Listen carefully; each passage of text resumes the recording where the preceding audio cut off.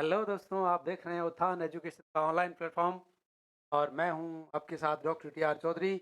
आज आप युवा में जनन का पार्ट 2 वीडियो आपके सामने प्रस्तुत है। इसमें आप पढ़ेंगे जीवों में लैंगिक जनन, सेक्सुअल रिप्रोडक्शन इन ऑर्गेनिज्म, लैंगिक जनन।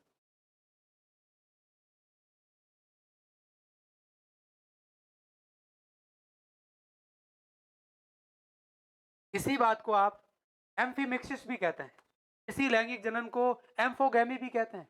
इसी लैंगिक जनन को सिनजीनेसिस भी कहते हैं। इन तीनों शब्दों की, चारों शब्दों के शाब्दिक अर्थ आपको बताऊंगा। उससे पहले अपन देखते हैं व्हाट इज सेक्सुअल रिप्रोडक्शन, लैंगिक जनन क्या है, परिभाषा क्या है, अर्थात जीवों में जनन की वह विधि, जीवों में जनन की वह विधि जिसमें जीव युग्मक निर्माण के साथ साथ युग्मक संलयन द्वारा नई संतति की उत्पत्ति करता हो तो उसे लैंगिक जनन कहते हैं। अर्थात जीव में वह विधि अपने अपने शरीर में जननांगों के अंदर सबसे पहले युग्मकों का निर्माण करे और युग्मक बने, उन युग्मकों में संलयन के द्वारा नई संतति की उत्पत्ति होती हो तो उसे आप लैंगिक जनन कहते हैं। ये अलैंगिक जनन से अधिक विकसित विधि है और अलैंगिक जनन से धीमी संपन्न होने वाली विधि है।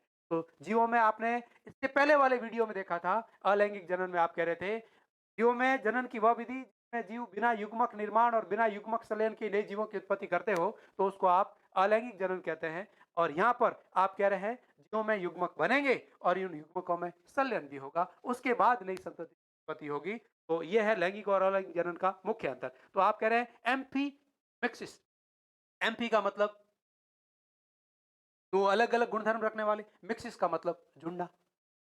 एम्फी का मतलब दो अलग अलग गुणधर्म रखने वाले और मिक्सिस का मतलब जुड़ना, अर्थात नर और मादा युग्म का जुड़ना इस क्रिया में होता है, इसलिए इसको एम्फी मिक्सिस कहते हैं। अब एम्फोगेमी, एम्फो का मतलब दो अलग अलग गुणधर्म रखने वाले, गेमो गेमी का मतलब गैमिट युग्मक, दो अलग अलग गुणधर्म रखने वाले युग्मक यदि आपस में जुड़ते हैं तो उसको आप एम्फोगेमी कहते हैं। अगला है सिनजीनेसिस, इस क्रिया से एक नए जीव की उत्पत्ति होती है। जीनेसिस मतलब बनता, बनना। सिन, सिन का मतलब होता है नए सिम्टम रखने वाला, नए गुणधर्म रखने वाला। अर्थात आप देख रहे थे अलैंगिक जनन में जो नया जीव बन रहा था वो आनुवांशिक रूप से और आकारिकी रूप से पैतृकों के हूबहू समान था, किंतु इस लैंगिक जनन में जो नया जीव उत्पन्न होगा वो जीव आकारिकी और आनुवांशिक रूप से पैतृकों से भिन्न रहेगा।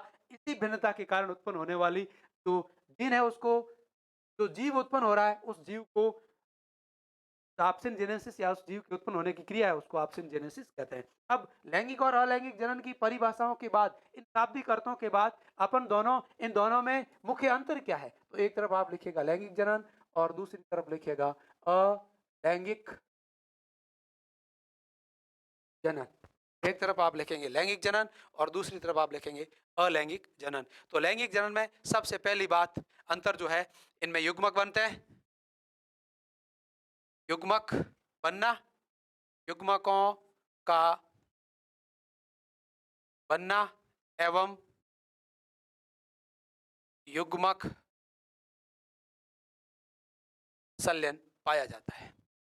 युग्मकों का निर्माण भी नहीं होता और युग्मक संलयन भी नहीं होता। पहला अंतर जो सबसे मुख्य अंतर है। अगला अंतर है, दूसरा अंतर, कि लैंगिक जनन करने वाले जीवों में जो जनन की विधि है वो अधिक विकसित है, जटिल है। ये जो विधि है वो जटिल है और धीमी होती है। इस विधि में जो जीव बनते हैं वो धीमे बनते हैं, अर्थात कम संख्या में जीव बनते हैं, जीवों को बनने में अधिक समय लगता है। अलैंगिक जनन में जो जनन की विधि है वो सरल है और जो जीव बनते हैं वो तीव्र रूप से जीव उत्पन्न हो जाते हैं, यानी जीवों के उत्पन्न होने की तीव्रता है वो अधिक रहती है। अगला अंतर यह है कि इस विधि में उत्पन्न होने वाले जो जीव है वो आकारिकी व आनुवांशिक आनुवांशिकी रूप से आपस में व पैतृकों से भिन्न भिन्न होते हैं। लैंगिक जनन की जो विधि है उसमें जो जीव उत्पन्न हो रहे हैं वो जीव आपस में और अपने पैतृकों से आपस में क्या होते हैं, आनुवांशिक रूप और आकारिक रूप दोनों से भिन्न होते हैं।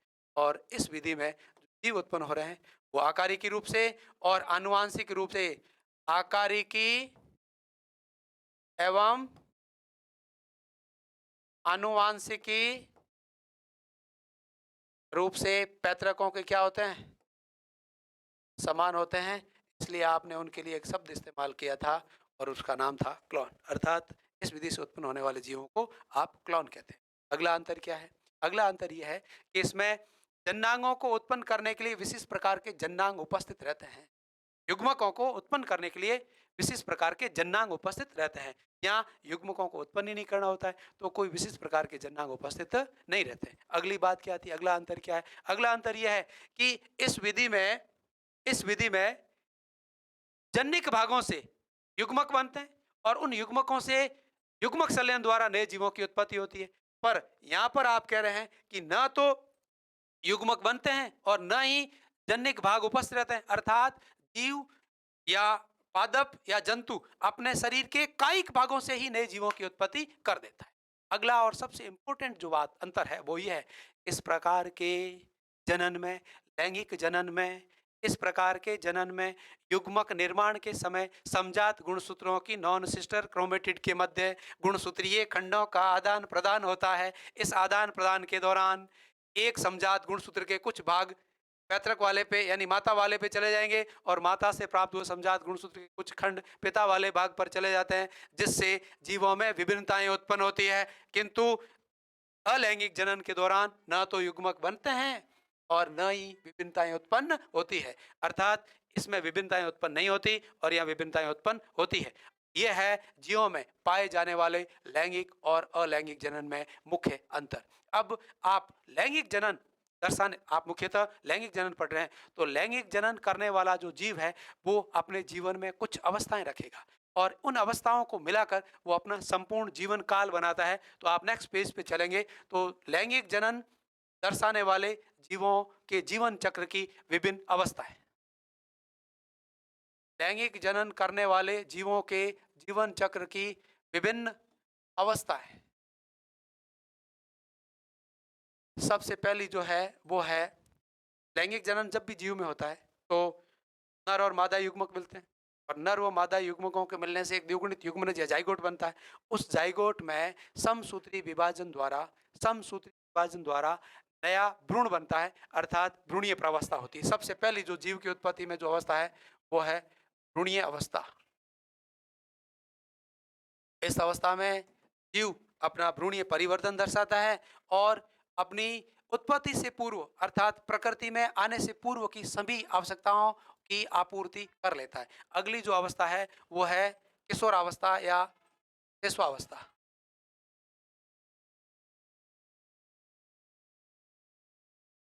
लैंगिक जनन करने वाले जीवों में जो ये अवस्था होती है, इसमें वो लैंगिक जनन करने के लिए समस्त आवश्यकताओं की आपूर्ति करता है, अर्थात अपने शरीर में जो कायिक प्रवर्धन है, जो अलैंगिक जनन के द्वारा, समसूत्री विभाजन के द्वारा कोशिकाओं की संख्या, जन्नांगों के आकार और आकृति को बढ़ाना, आकार शरीर के आकार और आकृति को बढ़ाना, ये सारी आपूर्ति अपनी किशोरावस्था में पूरी करता है। और इस किशोरावस्था के बाद जो अगली प्रावस्था आती है उस प्रावस्था को आप जन्निक प्रावस्था या लैंगिक अवस्था कहते हैं। जन्निक प्रावस्था या लैंगिक फेज या सेक्सुअल फेज भी कहते हैं, इसको आप सेक्सुअल फेज कहते हैं। इस सेक्सुअल फेज के अंदर, लैंगिक प्रावस्था के अंदर, इस लैंगिक जनन करने वाले जीव में जन्नांगों के अंदर अर्धसूत्री या समसूत्री विभाजन द्वारा, हमेशा अर्धसूत्री द्वारा नहीं होता है, युग्मक निर्माण के समय भी कभी कभी समसूत्री विभाजन भी पाया जाता है। आगे पढ़ने वाले हैं, पढ़ेंगे, विस्तार से बताएंगे आपको। तो विभाजन के द्वारा युग्मकों का निर्माण करेगा और ये युग्मक अनुकूल परिस्थितियों में एक स्थान से दूसरे स्थान पर जाएंगे, अर्थात युग्मकों का स्थानांतरण भी होगा, उसके बाद युग्मक संलयन भी होगा और युग्मक संलयन के द्वारा नए जीव की उत्पत्ति भी होगी। अब जन्निक प्रावस्था में जीव अपनी शरीर की अधिकांश जो ऊर्जा है उसकी जो खपत है वो नई संततियों को उत्पन्न करने के लिए लगा देता है और इसमें सबसे अधिक ऊर्जा की आवश्यकता भी पड़ती है। अगली जो अवस्था है वो जीर्ण अवस्था है, या जीर्णावस्था कह सकते हैं, या बुढ़ी अवस्था, जिसमें जीव अपने आप में अब ओल्डिसेंट्स या ऐसी अवस्था में चला गया है जिसमें लैंगिक जनन उसमें कम हो जाएगा और ऊर्जा उत्पत्ति भी कम हो जाएगी, अर्थात जीव अब अपनी अंतिम स्टेज पर पहुंचा हुआ है। तो ये तो थी जीवों में विभिन्न अवस्थाएं। जो लैंगिक जनन दर्शाने वाले जीव है वो अपने जीवन चक्र में इन अवस्थाओं से होकर के गुजरते हैं। अब लैंगिक जनन करने वाले जीव अपनी इन अवस्थाओं में जाने के बाद या इन अवस्थाओं में जब चलता है तो जननिक क्रिया के दौरान या जननिक अवस्था के दौरान कौन कौन सी घटनाएं करता है, तो आप अगले पेज में देखेंगे लैंगिक जनन की घटनाएं या लैंगिक जनन के इवेंट्स।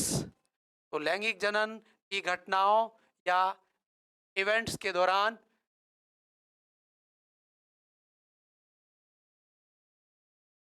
टोटल जो घटना है उनको आप 3 भागों में बांट सकते हैं। सबसे पहली जो घटना है वो है निचेसन पूर्व घटना, प्री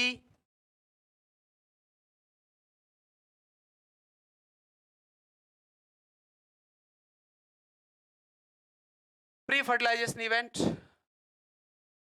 दूसरा है फर्टिलाइजेशन,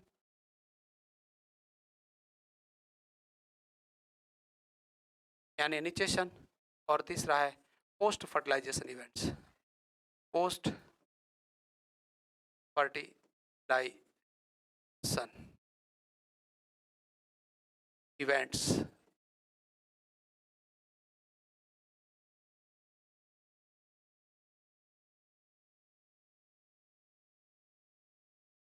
अर्थात जीव जब लैंगिक जनन करता है तो उसमें मुख्यतः 2 काम होंगे, एक तो युग्मकों का निर्माण और दूसरा युग्मकों का संलयन। तो युग्मकों का निर्माण होना और फिर युग्मकों को एक स्थान से दूसरे स्थान तक भेजना, फिर युग्मकों को संलयन, युग्मकों का जो संलयन है उसी को आप फर्टिलाइजेशन कहते हैं, निचेशन कहते हैं। और निचेशन होने के बाद जो युग्मनज या जाइगोट बनेगा, उस जाइगोट में भ्रूणीय परिवर्तन के द्वारा नए जीव की उत्पत्ति भी होगी। तो इन सारी बातों को पढ़ने से पहले लैंगिक जनन दर्शाने वाले जीवों से संबंधित कुछ शब्दावलियां भी है, कुछ टर्मिनोलॉजी भी है जिनकी सीधी पारिभाषिक रूप से प्रश्न पूछा जा सकता है। तो वो शब्दावलियां हैं कि लैंगिक जनन करने वाले जीवों में जो जन्नांग है वो किस रूप में, कैसे, कब, क्या उपस्थित रहते हैं, इसके बारे में डिस्कस करें तो उसमें 2 प्रकार के जीव है वो आपको देखने को मिलते हैं। सबसे पहला है एक लिंगी जीव, जिसको आप यूनिसेक्सुअल ऑर्गेनिज्म कहते हैं। दूसरा है द्विलिंगी जीव, बाई सेक्सुअल ऑर्गेनिज्म। अब एक लिंगी जो जीव है उसमें आप यूं कहेंगे वे जीव, लैंगिक जनन करने वाले वह जीव जिसमें केवल एक ही प्रकार के जन्नांग उपस्थित रहते हो, तो उसको आप एकलिंगी जीव कहेंगे। अब वो जंतु है तो उसको एकलिंगी कहेंगे, और यदि वो पादप है तो उसको एक लिंगाश्रयी कहेंगे। कुछ पादप ऐसे होते हैं जो लैंगिक जनन दर्शाते हैं और लैंगिक जनन दर्शाते समय उनके शरीर पर केवल एक ही प्रकार के पुष्प उपस्थित रहते हैं, तो उनको आप एक लिंगाश्रयी पादप कहते हैं। एक लिंगी कहें, एक लिंगी ऑर्गेनिज्म, एक लिंगी शब्द जो आता है वो जंतुओं के लिए आता है और एक लिंगाश्रयी जो शब्द आता है वो पादपों के लिए आता है। उसी प्रकार से दूसरा बाइसेक्सुअल ऑर्गेनिज्म, द्विलिंगी जंतु, जंतु यदि है तो वो बाइसेक्सुअल कहलाएगा, और ये यदि पादप है उसके लिए भी बाइसेक्सुअल शब्द कह सकते हैं, पर उसके लिए जो उचित शब्द है वो है उभयलिंगाश्रयी, अर्थात दोनों लिंग, दोनों प्रकार के जो पुष्प है या दोनों प्रकार के जो जन्नांग रखने वाले पुष्प है वो एक ही पादप पर उपस्थित। अब देखिएगा एक लिंगी जो जंतु होते हैं वो सामान्यतः उच्च विकसित होते हैं और उभयलिंगी जो जंतु होते हैं वो सामान्यतः कम विकसित होते हैं। लैंगिक जनन करने वाले जीवों में एक लिंगी जंतु अधिक विकसित होते हैं और उभयलिंगी जंतु कम विकसित होते हैं। पादपों में इसका उल्टा है। पादप जगत में आप देखेंगे तो एकलिंगी जो पादप होते हैं, एकलिंगी जो पादप होते हैं वो कम विकसित होते हैं और उभयलिंगी जो पादप होते हैं वो सामान्यतः अधिक विकसित। एक लिंगी जंतुओं का उदाहरण की बात करें तो मनुष्य एक लिंगी जंतु है। अधिकांश जो उच्च विकसित जंतु है वो सभी एक लिंगी ही होते हैं, अर्थात एक जीव के अंदर एक ही प्रकार के जन्नांग पाए जाते हैं। अर्थात ऐसे जीवों में नर जन्नांगों की उपस्थिति अलग जीव में रहेगी और मादा जननांगों की उपस्थिति अलग जीव में रहेगी। अर्थात यूं कह सकते हैं कि नर अलग होगा और मादा अलग होगी।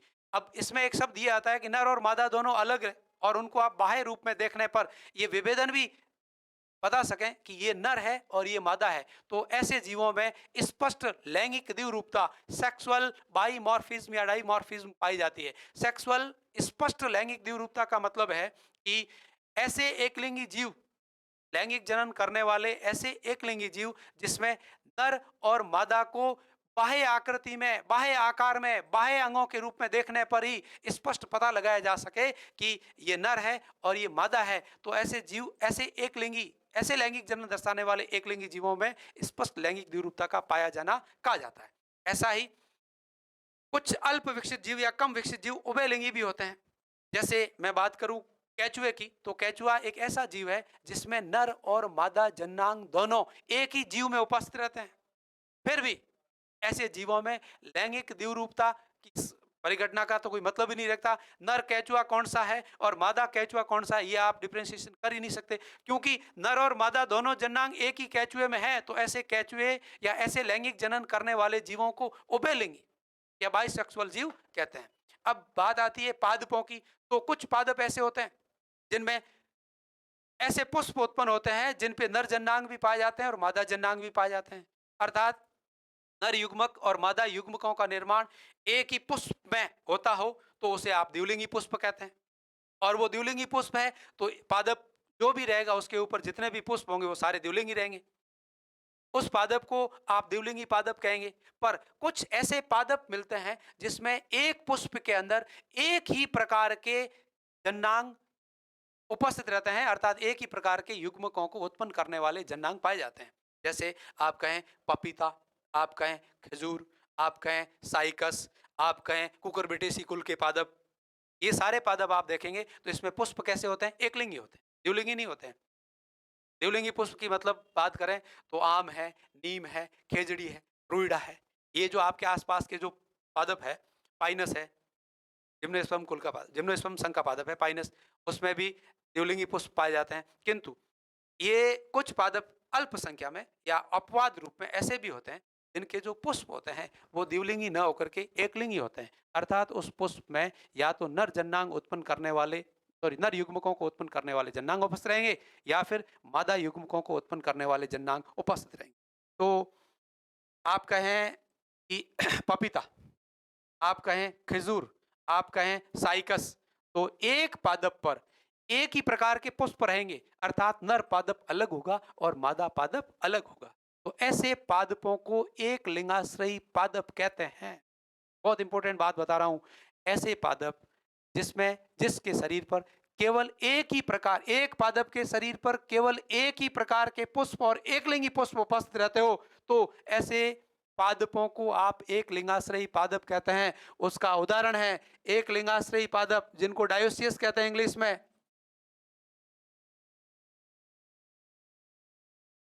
डायोसियस एक लिंगाश्रयी पादप, बहुत इंपॉर्टेंट है। एक पादप पर एक ही प्रकार के एक लिंगी पुष्प उपस्थित रहते हैं और उसका उदाहरण है पपीता, अगला उदाहरण है खजूर, अगला उदाहरण है साइकस। कम ही होते हैं ऐसे पादप और ऐसे पादपों को एक लिंगाश्रयी पादप कहते हैं। अर्थात यदि किसी पपीते को एक घर के अंदर लगा, एक पपीते का पेड़ लगा दिया जाए, उसके आसपास कोई पपीते का पेड़ नहीं है, तो आप उसमें कभी भी फल उत्पन्न होने की इच्छा जाहिर करना ही मत। उस पादप पर पुष्प उत्पन्न होंगे पर वो कभी भी पुष्प फल में रूपांतरित नहीं होंगे, क्योंकि एक ही पपीते पर एक ही प्रकार के या तो नर पुष्प उपस्थित रहेंगे या फिर मादा पुष्प उपस्थित रहेंगे। नर पुष्प रखने वाले पपीते को नर पपीता कहेंगे और मादा पुष्प रखने वाले पपीते को मादा पुष्प कहेंगे। और आपने दो या दो से अधिक पपीते एक ही घर में, एक ही बगीचे में पास पास लगा दिए हैं, तो एक पपीते के परागकण यानी नर युग्मक दूसरे पपीते के पुष्प पर उपस्थित मादा युग्मकों तक चले जाते हैं और वहां पर निषेचन भी होगा और निषेचन के बाद में फल की उत्पत्ति भी होगी। ये बात होती है पपीते, खजूर और साइकस में, जिसमें एक लिंगाश्रय या डायोसियस प्रकार के पादप उपस्थित रहते हैं। अगला है उभयलिंगाश्रयी। तो आप कुकुरबिटेसी कुल के पादप देखते हैं।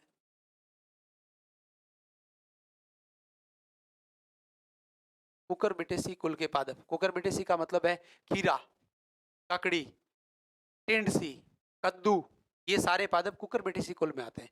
ये पादप भी एक लिंगाश्रयी होते हैं, अर्थात इनमें क्या है, एक ही एक लिंगी पुष्प इनके ऊपर पाए जाते हैं, पर एक ही पादप पर नर पुष्प भी रहेगा और मादा पुष्प भी रहेगा। अर्थात इसे कुकुरबिटेसी कुल की बात कर सकते हैं, या फिर आप कह सकते हैं आपके मक्के की बात। मक्के के एक ही पादप पर दो प्रकार के पुष्प उपस्थ रहते हैं। उसी पादप पर एकलिंगी पुष्प नर पुष्प भी रहेंगे और उसी पादप पर एकलिंगी मादा पुष्प भी रहेंगे। अर्थात ऐसे पादप होते हैं जिनमें एकलिंगी पुष्प नर और मादा दोनों पुष्प एक ही पादप पर उपस्थित है। अतः इसको आप क्या कहेंगे, डायोसियस प्लांट कहेंगे, डायोसियस पादप कहेंगे।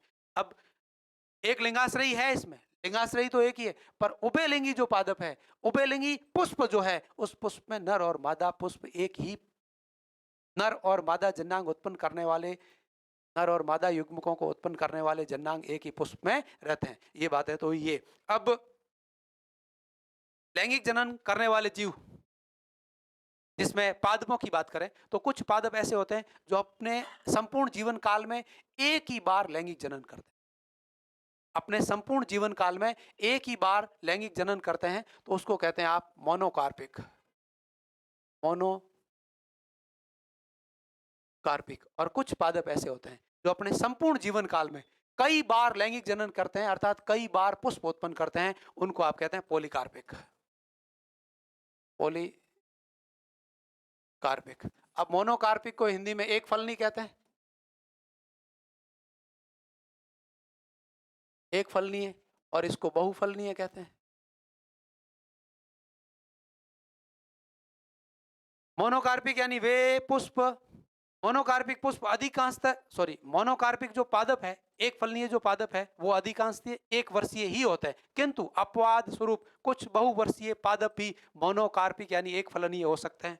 अब एक वर्षीय एक फलनीय पादप के उदाहरण तो आप बहुत सारे जानते हैं, जैसे सारी फसलें, गेहूं है, बाजरा है, मक्का है, ज्वार है, जो उत्पन्न हुए, कायिक अवस्था आई, जन्निक अवस्था आई, जन्निक अवस्था में पुष्प उत्पन्न हुए, पुष्पों पर नर और मादा जन्नांग उत्पन्न हुए, नर और मादा जन्नांगों में अर्धसूत्री विभाजन द्वारा अगुणित युग्मक बने, युग्मकों में संलयन हुआ, निचेसन, निचेसन के द्वारा जाइगोट बना, जाइगोट में विभाजन द्वारा नए पादप की उत्पत्ति या नए बीज की उत्पत्ति कर देते हैं। अर्थात एक फलनीय एक वर्षीय पादप तो सारे फसली पादप होते ही है, किंतु कुछ ऐसे पादप भी है जो बहुवर्षीय है, फिर भी अपने जीवन में एक ही बार फलन करते हैं, अर्थात एक ही बार लैंगिक जनन करते हैं, अर्थात एक ही बार पुष्पों की उत्पत्ति करते हैं। उनका उदाहरण है, पहला उदाहरण है बांस।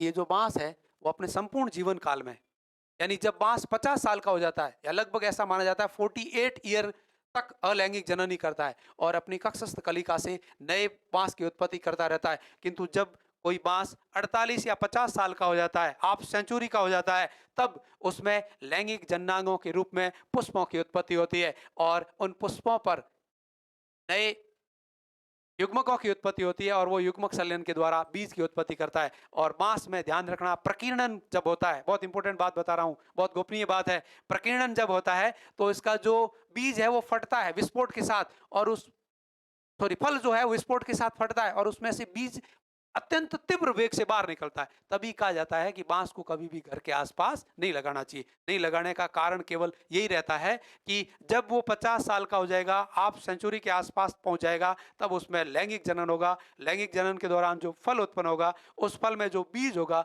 उस बीज का प्रकीर्णन है वो विस्फोट के साथ होता है, जिसमें गोली के जैसी तीव्र वेग से निकलता है बीज, और वो बीज अपनी प्रकीर्णन के समय बीच में यदि कोई मनुष्य या कोई वस्तु आ जाती है तो उसको खत्म कर देता है या उसको क्षति पहुंचाता है।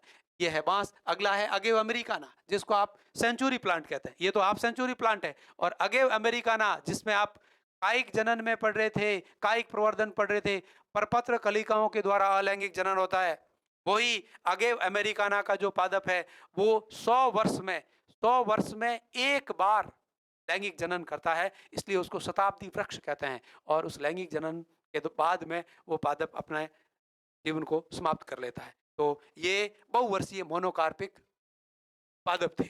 अब पॉलीकार्पिक बहुफलनीय पादप जो 1 वर्षीय भी हो सकते हैं, द्विवर्षीय भी हो सकते हैं और बहुवर्षीय तो होते ही हैं। बहुवर्षीय बहुफलनीय पादप तो बहुत सारे हैं, आपने देखे हैं प्रकृति के अंदर, किंतु कुछ पादप ऐसे ही हैं जो एक ही साल में 2 बार फसल भी देते, 2 बार लैंगिक जनन भी करते हैं। ऐसे पादप भी प्रकृति में देखने को मिलते हैं। तो एक पादप का उदाहरण आपने देखा होगा दक्षिणी भारत में, बहुत इंपॉर्टेंट बात बता रहा हूँ, दक्षिणी भारत में 3 स्टेट है जिसमें केरल है, कर्नाटक है और तमिलनाडु। केरल, कर्नाटक और तमिलनाडु की जंगलों में जो सड़कें निकल रही, उन सड़कों के पार पत्थरी क्षेत्र है, यानी पहाड़ी इलाका है। उस पहाड़ी इलाके में एक विशेष प्रकार का पादप पाया जाता है जिसका नाम है नीला कुरेंजी। पादप का नाम क्या है? नीला कुरेंजी। नीला कुरेंजी इंग्लिश में कहते हैं स्ट्रोबियलेंथिस कुंथियाना।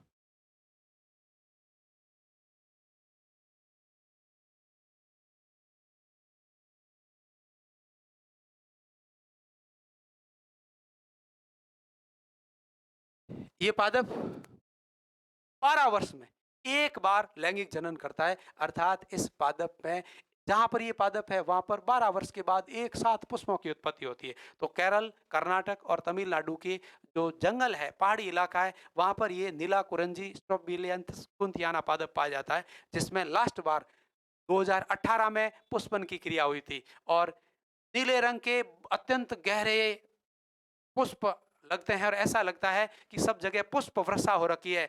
इसलिए वहां पर 2018 में पर्यटन का बढ़ावा मिला, पर्यटन सबसे अधिक आया था। उन पादपों में लैंगिक जनन की क्रिया के दौरान उत्पन्न होने वाले पुष्पों से जो सुनहरा वातावरण बना था, जो एक रंगीन वातावरण बना था, उसको देखने के लिए वापस 18 के बाद 6 साल पूरे कब हो रहे हैं? 2024 में। तो मित्रों, आप भी यदि ऐसा मौका देखते हैं तो जाइएगा उन स्टेट की सड़कों पर और वहाँ नीला कुरंजी में होने वाले 12 वर्ष में एक बार होने वाले लैंगिक जनन को देख सकते हैं।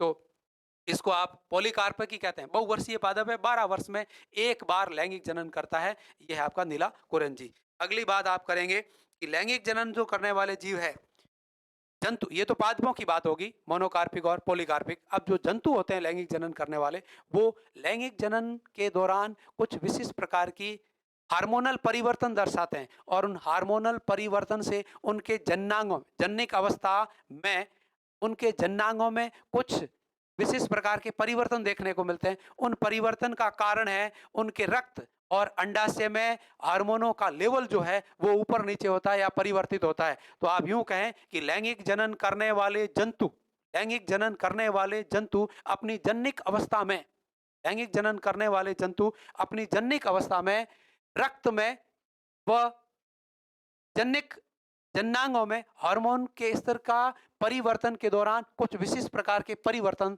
दिखाते हैं। उन परिवर्तनों को आप दो नाम से जानते हैं। एक तो होता है आपका ऑस्ट्रियस पीरियड, ऑस्ट्रस पीरियड, और दूसरा जो है वो है मेस्ट्रुअल साइकिल।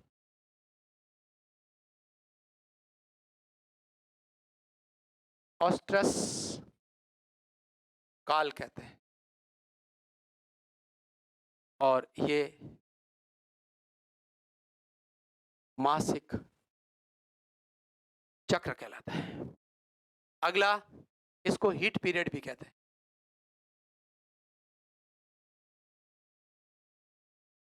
और इसको मेस्ट्रुअल साइकिल कह सकते हैं या मासिक धर्म भी कहते हैं। मासिक धर्म भी कहते हैं। ये दोनों अपने आप में अलग अलग है और ये केवल और केवल लैंगिक जनन दर्शाने वाले जंतु अपनी जन्निक अवस्था में ही रखते हैं। दोनों इंपॉर्टेंट पॉइंट है और दोनों में आप डिफरेंशिएशन यानी विभेदात्मक अध्ययन करेंगे तो सबसे पहले ऑस्टियस पीरियड होता क्या है और किस में पाया जाता है, और इधर मेस्ट्रुअल साइकिल होता क्या है और किस में पाया जाता है। तो आप कहेंगे लैंगिक जनन दर्शाने वाले नॉन प्राइमेट स्तनधारी मादा, नॉन प्राइमेट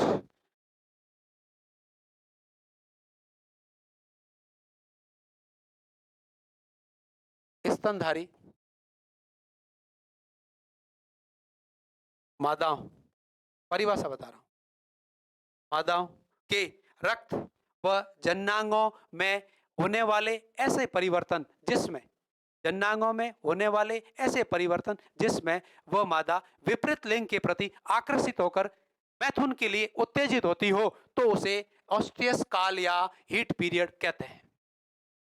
नॉन प्राइमेट स्तनधारी मादाओं में रक्त व जननांगों में होने वाले हार्मोनल परिवर्तन के कारण ऐसा परिवर्तन जिसमें वह मादा विपरीत लिंग के प्रति आकर्षित होकर जनन हेतु या मैथुन हेतु प्रेरित होती है या आकर्षित होती है तो उस काल को, उस अवस्था को आप हीट पीरियड या ऑस्ट्रियस काल कहते हैं। उधर है मेंस्ट्रुअल साइकिल, मासिक धर्म। प्राइमेट स्तनधारी माता है, प्राइमेट स्तनधारी माताओं जिसमें कौन आता है, मनुष्य आता है, ह्यूमन, और कौन आता है, कपी आते हैं, एफ, और कौन आते हैं, मंकी यानी बंदर आते हैं। इनकी जो मादा है ये सारी प्राइमेट में आती है। प्राइमेट स्तनधारी, प्राइमेट गण है, स्तनधारी इनका वर्ग है। तो प्राइमेट स्तनधारी जो है इनके रक्त और जननांगों में होने वाले ऐसे परिवर्तन जिसमें एक निश्चित अंतराल के बाद इनके योनि मार्ग से अशुद्ध रक्त के रूप में कुछ एंडोमेट्रियम के पार्ट मुक्त होते हो तो उस अवस्था को उसका मेंस्ट्रुअल साइकिल या मासिक चक्र कहते हैं। तो इन दोनों में अगला अंतर आप देखें, पहला अंतर यह है कि प्राइमेट माताओं में पाया जाता है, सॉरी नॉन प्राइमेट में पाया जाता है, और ये प्राइमेट में पाया जाता है। अगला अंतर यह है कि इसमें एक निश्चित काल अवधि पर, एक निश्चित काल अवधि के बाद या वर्ष पर्यंत में कभी भी, अलग अलग जीवों में अलग अलग प्रकार का होता है, कभी भी उनके रक्त में एस्ट्रोजन हार्मोन की सांद्रता बढ़ती है और इस एस्ट्रोजन हार्मोन की सांद्रता के कारण वह स्तनधारी नॉन प्राइमेट जो मादा है वो विपरीत लिंग के प्रति आकर्षित होती है और मैथुन की इच्छा जाहिर करती हुई उस विपरीत लिंग यानी नर के पास जाती है। इस अवस्था को ऑस्ट्रियस पीरियड या ऑस्ट्रियस काल कहते हैं। और जो प्राइमेट स्तनधारी माता है उसमें ऐसी कोई रक्त में एस्ट्रोजन की मात्रा नहीं बढ़ती है और न ही वो कभी इस प्रकार से विपरीत लिंग के प्रति आकर्षित होती है। अगला, इस क्रिया के दौरान माताओं के योनि मार्ग से कोई अशुद्ध रक्त के रूप में एंडोमेट्रियम के टुकड़े बाहर उत्सर्जित नहीं होते, अर्थात एंडोमेट्रियम जो है वो वापस पुनः स्थापित होकर के वापस काम में आने लग जाती है। किंतु इस प्रकार की जो मादा है वो इस चक्र के दौरान अपने योनि मार्ग से प्रति महीने लगभग एक चक्र के रूप में हार्मोनल परिवर्तन के कारण अशुद्ध रक्त के साथ एंडोमेट्रियम के टुकड़े अपने योनि मार्ग से बाहर उत्सर्जित करती है, जिसे आप मेंस्ट्रुअल साइकिल या मासिक धर्म कहते हैं, जो एक निश्चित अंतराल के बाद देखने को मिलता है। तो ये मेंस्ट्रुअल साइकिल और एस्ट्रेशन पीरियड दोनों अपने आप में अलग है। ये सभी प्रकार के हिंसक प्राणियों में, सभी प्रकार के पशुओं में पाया जाता है। हिंसक प्राणी, पशु में इस प्रकार के जो भी नॉन प्राइमेट स्तनधारी जीव उन सब में पाया जाता है और ये केवल और केवल प्राइमेट स्तनधारी माताओं यानी फीमेल में पाया जाता है। उसमें ह्यूमन यानी मनुष्य, कपी, ऐप जितने वो और बंदर यानी मंकी जितने ही हैं वो शामिल है। तो इनकी जो माताएं हैं वो अपने रक्त और जननांगों के अंदर हार्मोनों के एक क्रमिक परिवर्तन के द्वारा एक विशेष प्रकार के चक्रीय रूप से इस प्रकार का परिवर्तन देखने को मिलता है।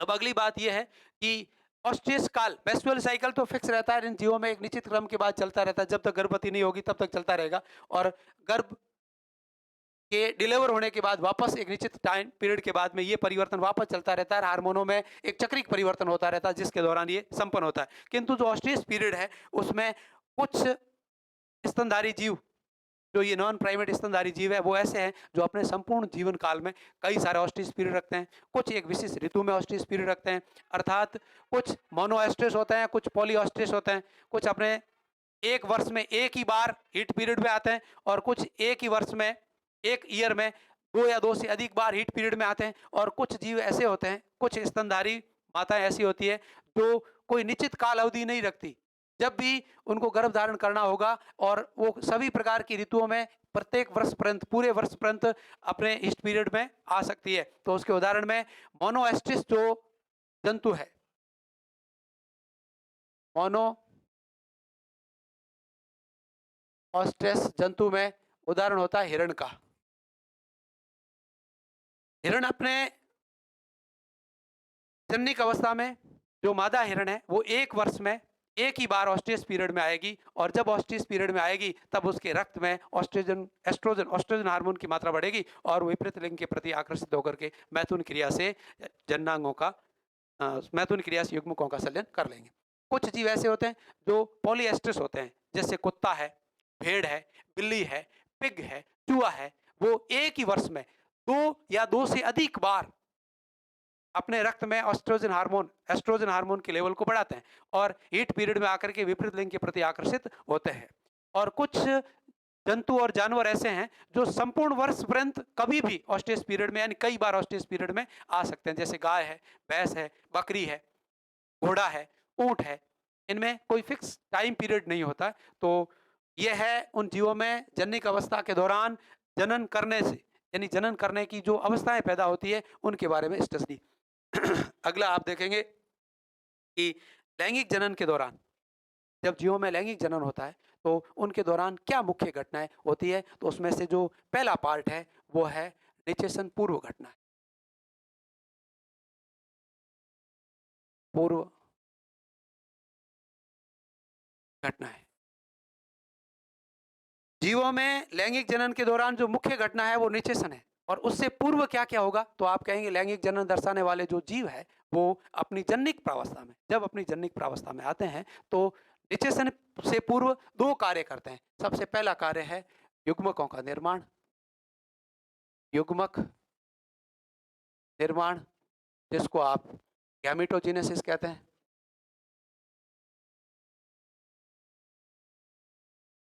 और दूसरा है बी, वो है युग्मकों का स्थानांतरण, युग्मकों का स्थानांतरण, ट्रांसफर ऑफ गैमेट।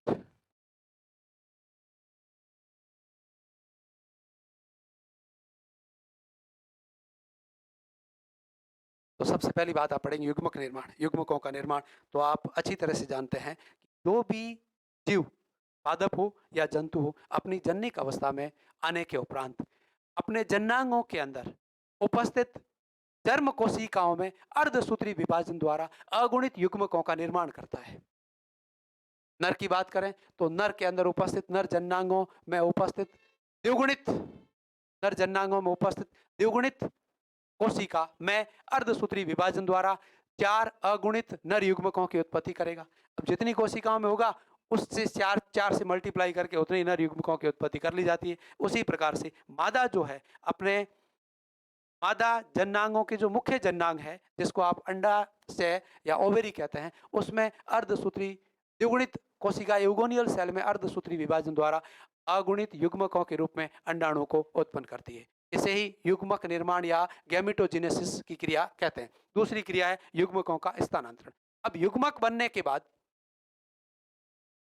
जीव यदि एकलिंगी है तो एक जीव में नर युग्मक बनेंगे और एक जीव में मादा युग्मक बनेंगे, और यदि जीव द्विलिंगी है तो दोनों ही युग्मक एक ही प्रकार के जीव में बनेंगे। किंतु जब तक बनने वाले युग्मक आपस में मिलेंगे नहीं, यानी पास में नहीं आएंगे, तब तक निषेचन की क्रिया होना संभव नहीं है। तो कुछ जीव ऐसे हैं जो द्विलिंगी है, उनमें भी नर और मादा युग्मक बनेंगे तो सदैव अलग अलग स्थानों पर। नर युग्मक है वो नर जन्नांगों में बनेंगे, मादा युग्मक है वो मादा जन्नांगों में बनेंगे। तो उत्पन्न होने वाले इन युग्मकों को पास में आने के लिए युग्मकों का स्थानांतरण करना पड़ेगा। तो पादपों में युग्मकों का जो स्थानांतरण है, पादपों में अब युग्मकों का जो स्थानांतरण होता है उसमें जो बनने वाले युग्मक है उनमें आकार की विभिन्नता देखने को मिलती है। नर युग्मक आकार में छोटे और अधिक संख्या में बनते हैं, सामान्यतः हमेशा ऐसा ही होता है। और मादा युग्मक जो होते हैं वो आकार में बड़े और संख्या में कम बनते हैं। इसलिए अधिक संख्या में और छोटे आकार में बनने वाले नर युग्मकों को सामान्यतः गति करके मादा युग्मक के पास पहुंचना होगा, तभी निषेचन की क्रिया होगी। जीवों में, लैंगिक जनन करने वाले जीवों में ऐसी प्राकृतिक अनुकूलताएं पाई जाती है कि नर युग्मक को गति करते हुए येन केन प्रकरणेन मादा युग्मकों के पास में जाना होता है। इसी क्रिया को युग्मकों का स्थानांतरण या ट्रांसफर ऑफ गैमेट्स कहते हैं, युग्मकों का स्थानांतरण कहते हैं। अब पादपों में युग्मकों का स्थानांतरण के लिए विशिष्ट क्रिया पाई जाती है जिसका नाम है पोलिनेशन। पोलिनेशन लैंगिक जनन करने वाले सभी पादपों में इस क्रिया को परागण कहते हैं। लैंगिक जनन करने वाले सभी पादपों में युग्मक जनन के दौरान पुंकेसरों में बनने वाले अगुणित पराग कणों का येन केन प्रकरणेन वायु के माध्यम से जा सकते हैं, कीट के माध्यम से जा सकते हैं, पानी के माध्यम से जा सकते हैं, किसी दूसरे जीव जंतु के माध्यम से जा सकते हैं। येन केन प्रकरणेन मादा युग्मकों तक या मादा जन्नांगों तक पहुंचने की क्रिया पोलिनेशन या परागण कहलाती है। पोलिनेशन या परागण कहलाती है।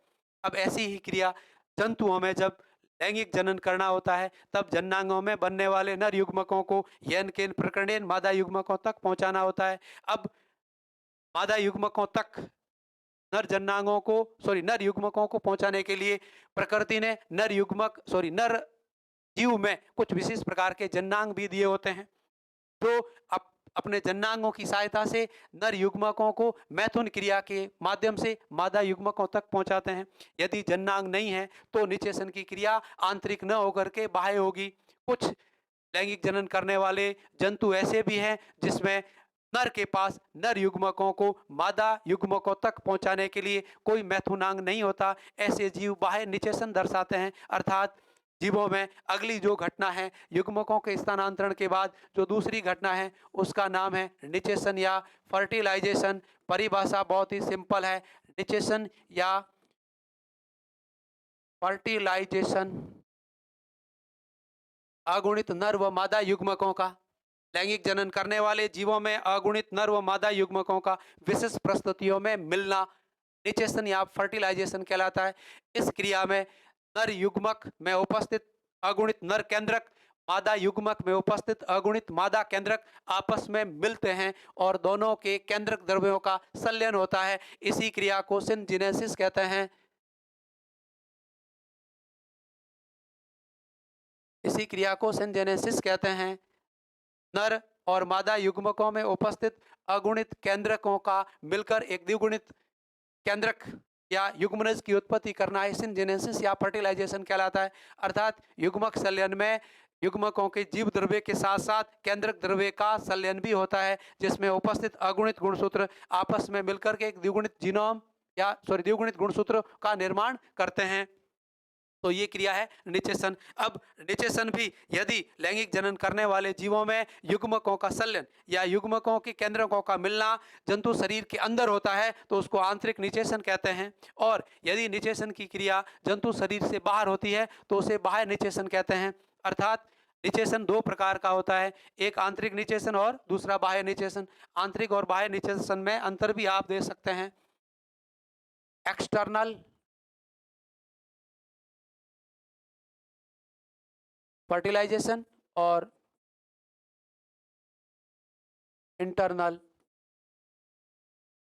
फर्टिलाइजेशन, दोनों में अंतर कहें तो नर और मादा युग्मकों का संलयन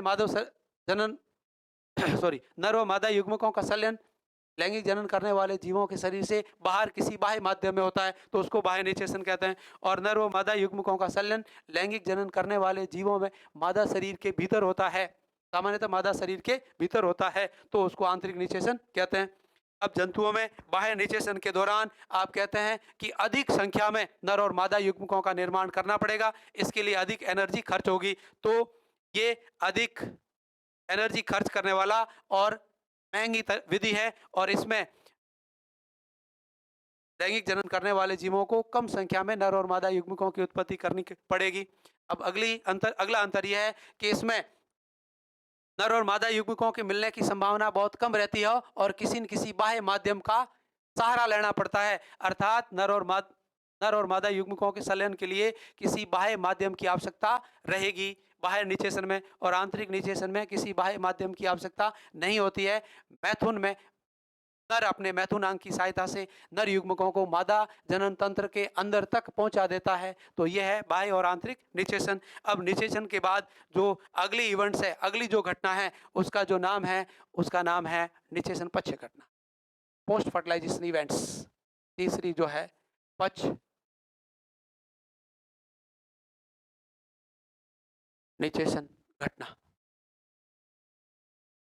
आप जानते हैं कि लैंगिक जनन करने वाले जीवों में जब नर और मादा युग्मकों का संलयन हो जाता है तो एक द्विगुणित युग्मनज या जाइगोट की उत्पत्ति होती है। इस जाइगोट में सदैव, इस जाइगोट में सदैव, सदैव का मतलब अधिकांशतः 99% तक, सदैव समसूत्री विभाजन द्वारा, समसूत्री विभाजन द्वारा भ्रूण की उत्पत्ति एम्ब्रियोजेनेसिस या भ्रूणोद्भव कहलाती है। बहुत इंपॉर्टेंट परिभाषा है, भ्रूणोद्भव या एम्ब्रियोजेनेसिस कहलाती है। नर और मादा युग्मकों के मिलने से बनने वाले द्विगुणित युग्मनज या जाइगोट में समसूत्री विभाजन द्वारा द्विगुणित बहुकोशिकीय भ्रूण का बनना भ्रूणोद्भव या एम्ब्रियोजेनेसिस कहलाता है। अब इस रूप में आप देखेंगे कि एक द्विगुणित भ्रूण की उत्पत्ति हो गई है और निषेचन की क्रिया के बाद एक नए जीव की उत्पत्ति हो गई है। अब नए जीव की उत्पत्ति होने के बाद जो जीव उत्पन्न हो रहा है, वो जीव यदि आंतरिक रूप से पूरा भ्रूणीय परिवर्तन दर्शा रहा है, यानी मादा शरीर के अंदर स्थापित होकर अपना भ्रूणीय परिवर्तन दर्शा रहा है, तो अलग कंडीशन पैदा होगी। और दूसरा, कुछ जीव ऐसे होते हैं जिसमें बाह्य निषेचन होता है, अर्थात भ्रूण बाहरी बनता है। तो बाह्य निषेचन के उपरांत बनने वाला जो भ्रूण है वो बाहरी अपना भ्रूणीय परिवर्तन दर्शाएगा। और कुछ जीव ऐसे भी होते हैं जिनमें निषेचन तो आंतरिक होता है, निषेचन के उपरांत जो भ्रूण बनता है उस भ्रूण को पूरा भ्रूणीय परिवर्तन होने से पहले ही वो निषेचन या लैंगिक जनन करने वाला जो जंतु है वो अपने शरीर से बाहर उत्सर्जित कर देता है या बाहर निकाल देता है, तो उसका बाकी भ्रूणीय परिवर्तन भी बाहरी होता है। तो इसके आधार पर लैंगिक जनन करने वाले जंतुओं को मुख्यतः दो रूपों में बांट सकते हैं। एक है वो है ओविपेरस, ओविपेरस हिंदी में अंड, अंड जरायुज कहते हैं। और दूसरा जो जीव है वो है विविपेरस, जिसको आप जरायुज कहते हैं।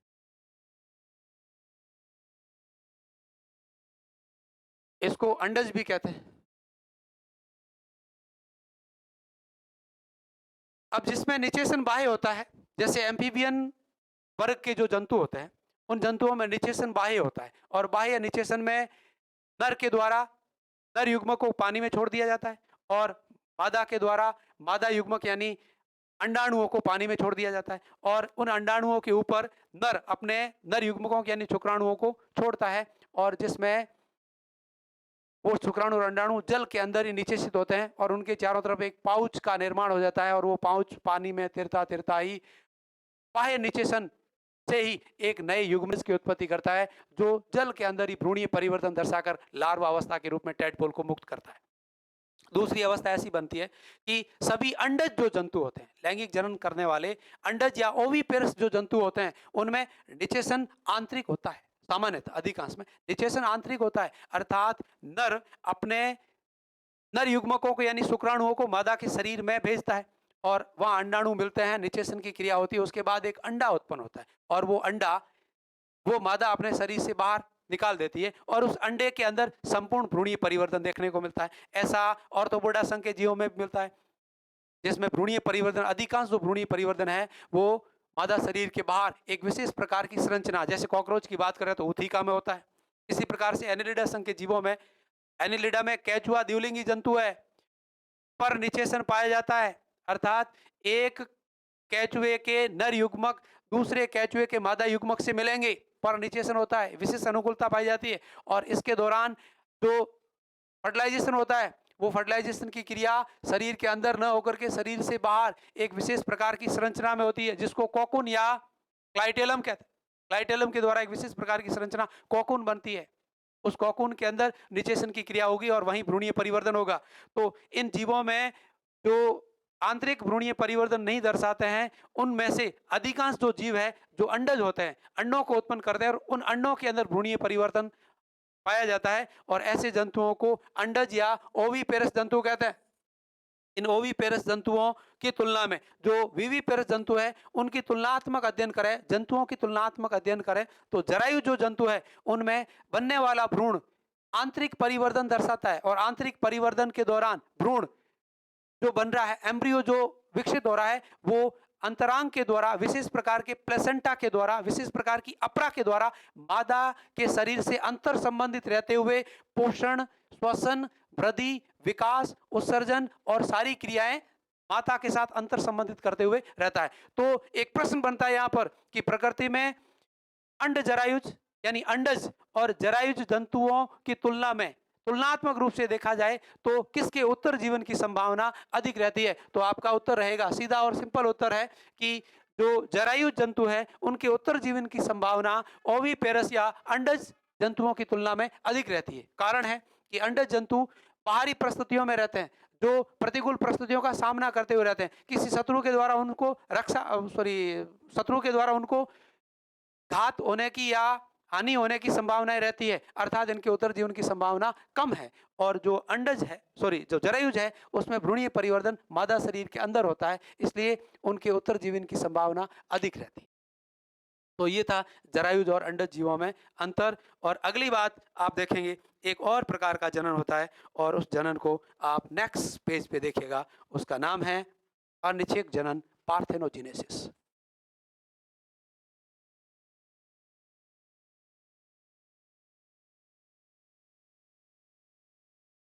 पार्थेनोजेनेसिस, अनिश्चयक जनन, बहुत इंपॉर्टेंट टॉपिक है। और इस टॉपिक का आप बात करें तो अपने आप में इतना मतलब गंभीर है और ऐसा है कि प्रकृति अपने आप में जीवों के उत्तर जीवन के लिए, जीवों को इस प्रकृति में बनाए रखने के लिए, अपनी संख्या को नियंत्रित करने के लिए जीवों में कुछ भी अनुकूलताएं दे सकती है। तो सबसे पहले अपन बात करेंगे अनिश्चयक जनन की खोज किसने की? तो आप कहेंगे 1745 के अंदर, बहुत पुरानी बात है। एक वैज्ञानिक था, उसका नाम था चार्ल्स बॉनेट, ने जीवों में अनिश्चयक जनन की खोज की थी। अब खोज तो होगी, अगली बात बनती है इसकी परिभाषा की कि आखिर अनिश्चयक जनन होता क्या है? तो सिंपल और सीधी सी परिभाषा है, जब कोई जीव बिना युग्मकों का निर्माण किए अपने शरीर की किसी द्विगुणित कोशिका, अपने शरीर की किसी अगुणित कोशिका से सीधे ही नए जीव की उत्पत्ति कर लेता है, तो उसको अनिश्चयक जनन कहते हैं। अब ये न तो अलैंगिक जनन है और न ही निषेक जनन है, ये उन दोनों से हटके है, इसलिए आप उसको अलग से पढ़ रहे हैं। और निषेक जनन, निषेचन तो नहीं होता, युग्मक बन सकते हैं, इसमें युग्मक बन सकते हैं, युग्मक बनते हैं पर निषेचन नहीं होता है, अर्थात सीधे कायिक भागों से नहीं बनता है। इसमें सामान्यतः जन्निक भागों से नए जीवों की उत्पत्ति होती है, पर जो जन्निक भाग बन रहे हैं उनमें जो जन्नांग उत्पन्न हो रहे हैं, तो जन्नांगों में जो युग्मक उत्पन्न हो रहे हैं, वो युग्मक खुद द्विगुणित है और उन द्विगुणित युग्मकों से या अगुणित युग्मकों से सीधे ही नए जीव की उत्पत्ति हो जाती है। तो अब उसको अनिश्चयक जनन कहते हैं, जिसकी खोज चार्ल्स बॉनेट ने 1745 में की थी। अब अगली बात ये होती है कि इसमें कितने प्रकार का कैसे क्या होता है? तो एक तो है प्राकृतिक अनिश्चयक जनन और दूसरा है कृत्रिम अनिश्चयक जनन। मुख्यतः आप प्राकृतिक ही पढ़ेंगे। प्राकृतिक यानी नेचुरल पार्थेनोजेनेसिस,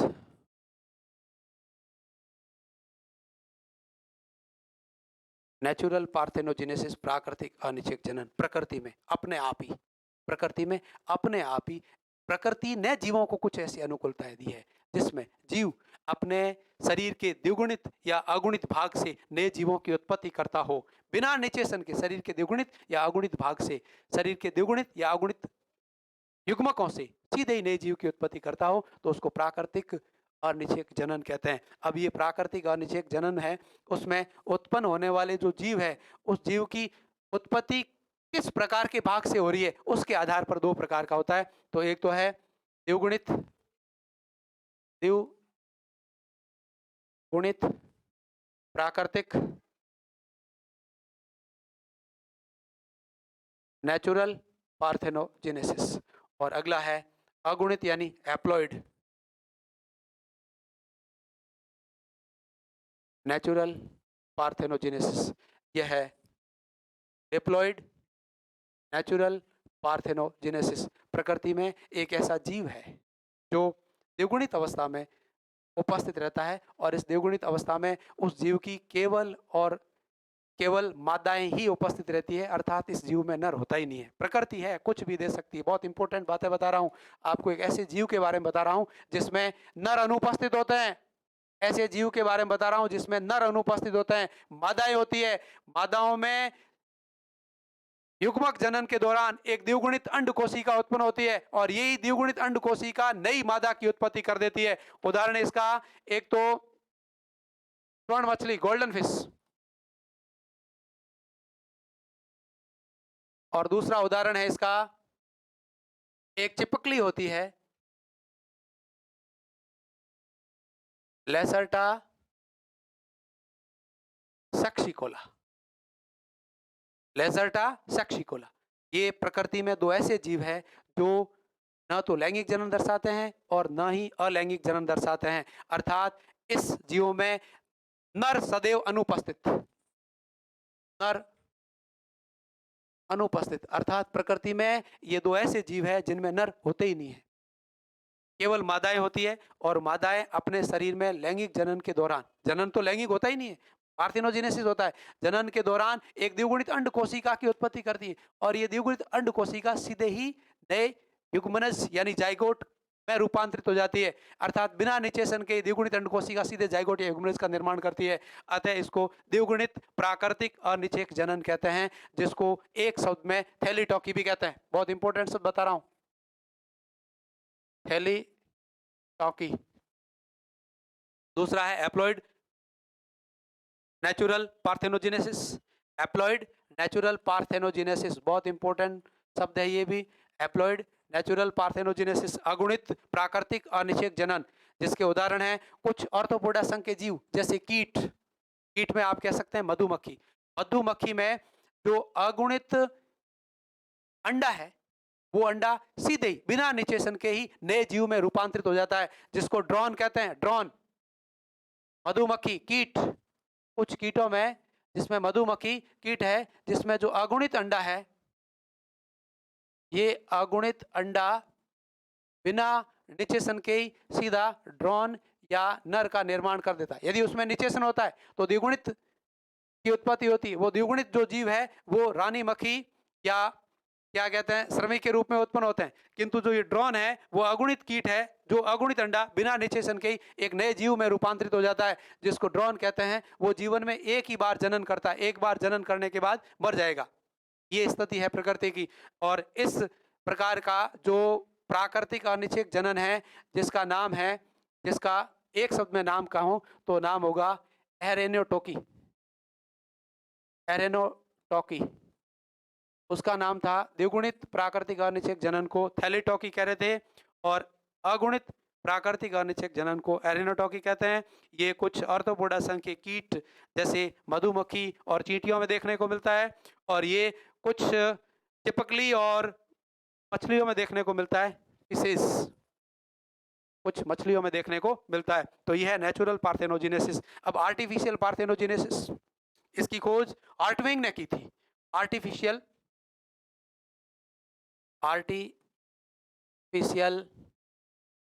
पार्थेनोजेनेसिस, पार्थेनोजेनेसिस खोज किसने की थी? आर्टविंग ने। किस में की थी? सी अर्चिन में की थी। ये पोरिफेरा संघ का एक जीव है जिसमें आर्ट विंग ने कृत्रिम पार्थेनोजेनेसिस की खोज की थी, अर्थात कुछ विशेष प्रकार के भौतिक उत्प्रेरण, कुछ विशेष प्रकार के रासायनिक उत्प्रेरण जैसे क्लोरोफॉर्म, भौतिक उत्प्रेरक जैसे कील चुबाना, आल्पिन चुबाना, ऐसा यदि किसी अंडे के अंदर किया जाए तो वो अंडा बिना निषेचन के ही सीधा एक नए जीव की उत्पत्ति कर देता है, अर्थात प्रकृति में खुद नहीं होती, इसे किसी भौतिक या रासायनिक उत्प्रेरण के द्वारा वैज्ञानिकों द्वारा प्रेरित कर किसी जीव के अगुणित भाग से बिना निषेचन के सीधे नए जीव की उत्पत्ति की जाती है, तो उसको आर्टिफिशियल यानी कृत्रिम पार्थेनोजेनेसिस कहते हैं। इस प्रकार से आपका ये लैंगिक और अलैंगिक और अनिषेक जनन की क्रिया पूरी होती है। और आज इतना ही, नेक्स्ट आपसे मिलेंगे नेक्स्ट क्लास में फिर से। Thank you so much.